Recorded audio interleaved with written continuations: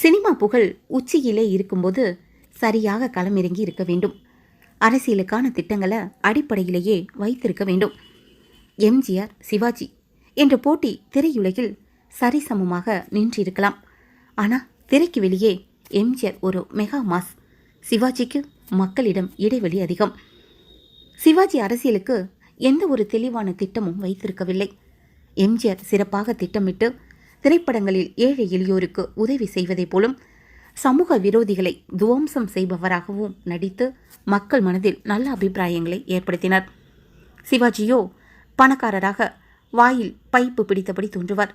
மிகுந்த கௌரவம் பார்ப்பவராக திரையில் காட்சிப்படுத்தப்பட்டார். அவரது படங்கள் செட்டுகளுக்குள்ளே முடிந்துவிடும். சிவாஜியும் வள்ளலாக நடிப்பார். அது எப்படி என்றால், பணக்காரரான சிவாஜி தன் குடும்பத்தில் மற்றவர்களுக்கு சொத்தை கொடுத்து தெருவில் நிற்பார். எம்ஜிஆர் பணக்காரரோ ஏழையோ நடிக்கும்போதே பாடல்களின் போதோ 10 ஏழைகளை கட்டி பிடிப்பார். எம்ஜிஆர் திமுகவில் நுழைந்த போதே அதன் நிர்வாகத்தை நன்கு தெரிந்து வைத்திருந்தார். சிவாஜி சுயமரியாதை காரணமாக திமுகவை விட்டு வெளியேறினார். அன்று திமுகவில் எம்ஜிஆர், சிவாஜி இருவரும் இருந்தனர். சிவாஜி தன்னை முன்னிலைப்படுத்திக் கொள்ள தவறினார். எம்ஜிஆர் கொடைவள்ளல், அற்புதமான மனிதர். சிவாஜி தங்கமான மனிதர், அப்பொழுக்கற்றவர். இப்படி பிம்பங்கள் இருந்தது. 2 பேரையும் ஓவர்டேக் அடித்து விரட்டினார் கருணாநிதி. சிவாஜி திமுகவில் தான் மட்டுமே இருந்தார். அவருடைய ரசிகர் மன்றத்தினரை அரசியலுக்குள் விடவில்லை. சிவாஜி காங்கிரஸ் கட்சியில் சேர்ந்தார். ஆனால் காங்கிரஸ் கட்சியை வளர்க்க எதையும் செய்யவில்லை. காங்கிரஸ் தேய்ந்து கொண்டிருந்த தருணம். சிவாஜி தன் புகழால் நிச்சயம் மேலே கொண்டு வந்திருக்கலாம். சிவாஜியோ திரைப்படங்களில் கவனம் செலுத்தினார். வெள்ளம், மழை, போர்க்காலங்களில் நாட்டிற்கு பெருமளவு உதவி செய்தார். அதோடு அவர் பணி முடிந்தது. அக்கால அரசியல் என்பது அடித்தட்டு மக்களை கவர்வது. அதற்கு ஏற்ப விளம்பரம் செய்து கொண்டே இருக்க வேண்டும். காமராஜரின் தொண்டன் என்ற பெருமை போதும் என்று நினைத்தார் சிவாஜி. கருணாநிதியும் எம்ஜிஆரும் சிவாஜியை பொறுத்தவரையில் உடன் பிறந்த அண்ணன்கள் போல. அவர்களை எதிர்க்காமல் அமைதி காத்தது பெரிய வீழ்ச்சி. அரசியலில் அண்ணன் தம்பி பாசம் எல்லாம் வேலைக்கு ஆகாது. தீவிர எதிர்ப்பு மட்டுமே ஒரு தலைவனை மேலே கொண்டு வரும். அண்ணா பெரியோரை எதிர்த்து அரசியல் செய்துதான் பெரிய வளர்ச்சியை கண்டார். பெரியாரோடு இருந்தபோது அவர் ஒரு கைப்பிள்ளை தான்.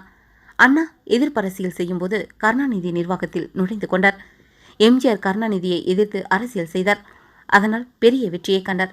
சிவாஜி யாரையும் எதிர்க்கவில்லை. அதனால் ஆதரவாளர்கள் உருவாகவில்லை. காமராஜர் மறைவிற்கு பின் சிவாஜி காங்கிரஸ் தலைமை பொறுப்பை ஏற்று அதை வளர்க்க முயற்சி செய்திருக்கலாம். இப்படி எதுவும் அவர் செய்யவே இல்லை. 1980க்கு பின் சிவாஜியை திரையுலகில் வெற்றி பெற முடியாமல் தத்தளித்தார். ரஜினி, கமல், மோகன், பாக்யராஜ் எல்லாம் உச்சாணி கும்பில் ஏறிவிட்டனர். திரையுலகில் மார்க்கெட்டு போன பின் அரசியலில் இறங்கினால் ஈடுபடாது. சிவாஜி 1960 to 70 இம்முடிவை எடுத்திருந்தால் நிச்சயம் வெற்றி பெற்றிருப்பார். இதேபோல்தான் மார்க்கெட் மொத்தமாக போன பின்னும் கமலும் அரசியலில் இறங்கி தோற்றார். சிவாஜியின் கலையுலக வாரிசு ஆயிற்றே கமல்.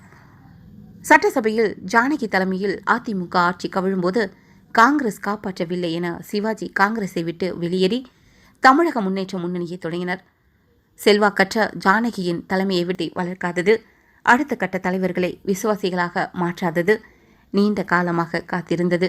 இது அனைத்தும் அவர் அரசியலில் தோற்றதற்கான காரணங்கள்.